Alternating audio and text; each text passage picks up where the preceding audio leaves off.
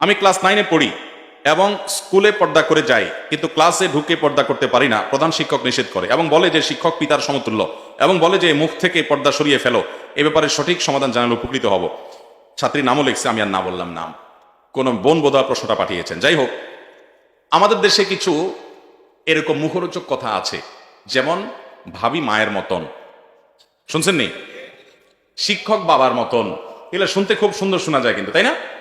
শিক্ষক বাবার মতন, বাহ কি সুন্দর কথা। পত্রিকার পাতা খুললে আমরা দেখি কি দেখি না? পরিমল, অমুক তমুক শিক্ষক, কিন্তু এরা সব এই শিক্ষক নামের কলঙ্কদের নানান কুকীর্তি পত্রিকা খুললে দেখা যায় কি যায় না? অতি ভালো ভালো না ভাই। যে একজন নারীর গায়রে মাহরাম, সে যদি বাপের বয়সীও হয়, তারপরেও তার সাথে পর্দা করতে হবে, কারণ এর সাথে এই মেয়ের বিয়ে বন্ধনে আবদ্ধ হওয়া কি আছে? জায়েজ। যারা বলে ভাবি মায়ের মতন, তাদেরকে বলবেন যে আমার ভাইটা যদি মারা যায় বা এই মহিলার তালাক দিয়ে দেয়, আমি বিয়ে করতে পারবো কি পারবো না? যারে আমি বিয়ে করতে পারবো সে আমার মায়ের মতো কেমনে হইল? কি বলেন? শিক্ষকের সাথে ছাত্রী বিয়ে হতে পারে কি পারে না? যার সাথে বিয়ে হতে পারে সেই সম্ভাবনা আছে, সে আমার বাপের মতো কেমনে হইল? বাপের সাথে বিয়ে হতে পারে? তাহলে যার সাথে বিয়ে হতে পারে না তার সাথে তুলনা বাপের সাথে চলে, যার সাথে বিয়ে হতে পারে সে আবার বাপের মতো কেমনে হলো? অতএব এই সকল শয়তানি স্লোগান, এই সমস্ত শয়তানি মুখরোচক কথা শোনা যাবে। ইসলাম যেখানে পর্দার বিধান রেখেছে, দেখুন, বাবার সাথে, ভাইয়ের সাথে, সন্তানের সাথে, নিজের তাদের সাথে, চাচার সাথে, মামার সাথে পর্দা আছে শরীয়তে? তাদের সাথে কোনো পর্দার বিধান? আপন মামার সাথে, আপন চাচার সাথে, আপন ভাইয়ের সাথে, নিজের সন্তানের সাথে, নিজের বাবার সাথে একজন মেয়ের কি পর্দা করতে হয়? একজন ছেলে তার মায়ের সাথে, বোনের সাথে পর্দা করতে হয়?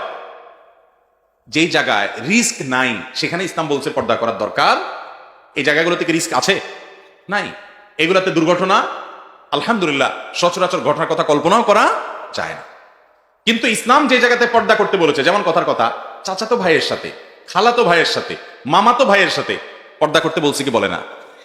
এই জায়গাগুলোতে রিস্ক আছে না নাই? অঘটন ঘটে কি ঘটে না? বাবির সাথে পর্দা করতে বলেছে দেবরকে, এখানে অঘটন ঘটে কি ঘটে না? শিক্ষকের সাথে পর্দা করতে হবে ছাত্রীর, কারণ তিনি গায়রে মাহরাম, তথাকথিত বাবার মতো না, তিনি স্বামীর মতো, কারণ তার সাথে বিয়ে বন্ধনে আবদ্ধ হওয়া কি আছে? জায়েজ।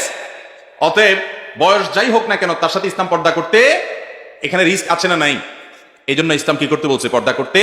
এই পর্দাটা অযথা বলা হয় নাই, এটা নারীর সেফটির জন্য, নিরাপত্তার জন্য, সামাজিক স্থিতিশীলতার জন্য, শান্তির জন্য, অশান্তি দূর হওয়ার জন্য, নারীর প্রতি অবিচার, বৈষম্য, জুলুম, পাশবিক নির্যাতন, পুরুষকে তার চরিত্র হেফাজত করা, স্বাভাবিকভাবে সমাজের সবকিছু যেন ঠিকঠাক থাকে এবং অস্থির না হয়, সেজন্য ইসলাম পর্দার বিধান দিয়েছে।